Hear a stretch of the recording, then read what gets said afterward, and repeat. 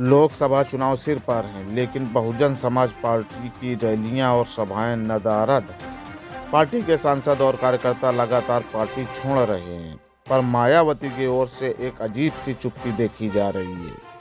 यह शांति कहीं बड़े तूफान की तैयारी तो नहीं है? उत्तर प्रदेश की 80 लोकसभा सीटों में 2019 में जिस पार्टी ने समाजवादी पार्टी को दुगना सीट हासिल की थी, जाहिर है कि उसका उत्साह भी अखिलेश यादव से दुगना होना चाहिए था, पर हकीकत कुछ और ही है। बहुजन समाज पार्टी ने 2019 में समाजवादी पार्टी के 5 सीटों के मुकाबले 10 सीटें जीतकर भी 2024 के लिए रहस्यमय चुप्पी का आवरण ओढ़े हुए दिखाई दे रही है। ऐसा क्या हो सकता है जिसके चलते बीएसपी अभी तक न रैलियां सभाएं भी शुरू नहीं की हैं, न ही बीएसपी ने अपने कैंडिडेट्स की कोई लिस्ट ही जारी की। तो क्या इस रहस्यमय शांति के पीछे कुछ खास है, जिसके पत्ते चुनाव अधिसूचना जारी होने के बाद ही पार्टी खोलने वाली है? अगर Bahujan Samaj party India alliance की ओर से पीएम कैंडिडेट्स बन जाती हैं, तो कम से कम 5 साल के लिए पार्टी को एक जीवन दान मिल सकता है।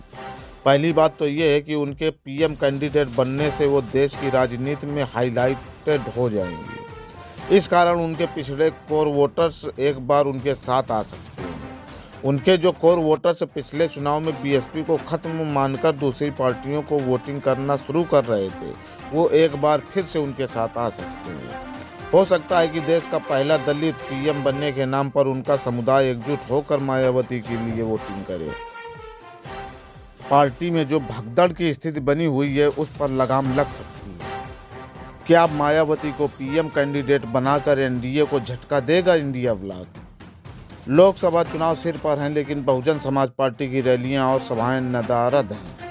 पार्टी के सांसद और कार्यकर्ता लगातार पार्टी छोड़ रहे हैं, पर मायावती की ओर से एक अजीब सी चुप्पी देखी जा रही है। यह शांति कहीं बड़े तूफान की तैयारी तो नहीं है? इसी तरह के ताज़ा अपडेट पाने के लिए प्लीज़ हमारे चैनल को लाइक, शेयर और सब्सक्राइब करें।